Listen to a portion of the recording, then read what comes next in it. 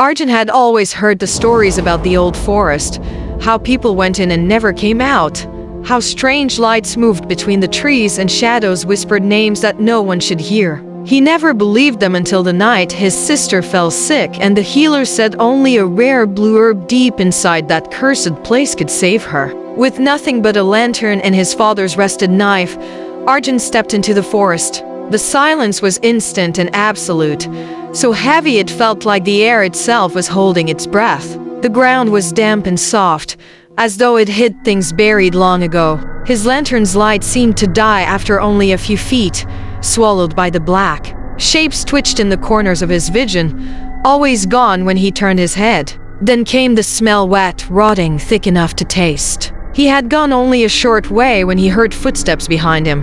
When he stopped, they stopped. His skin prickled. "Who's there?" he called, but the forest swallowed his voice. A whisper slid into his ears, stretching his name into something unnatural. Arjun. He pushed on, every step heavier, until he saw a pale blue glow ahead. The herb. He ran toward it only for something to step between him and the light.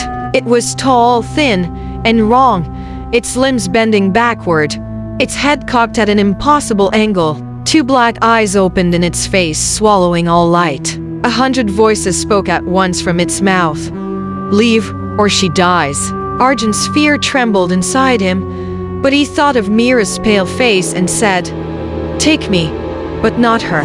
The thing lunged, darkness spilling from its body, cold as ice and heavy as stone.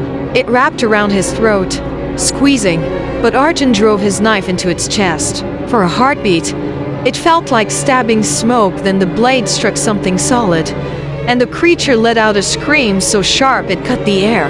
It dissolved into black ash, and the glow of the herb returned. Arjun grabbed it and ran, chased by whispers and the sound of something crawling fast behind him. The trees twisted, the ground cracked, and clawed hands grabbed for his ankles, but he didn't stop until he burst into the open fields. The dawn light spilled over him, warm and alive, and he collapsed at the healer's door. By nightfall, Mira's fever had broken. She smiled at him, and for a moment the nightmare felt far away. But when Arjun walked home, he noticed his shadow didn't quite match his movements, and somewhere in the distance, the forest whispered his name again.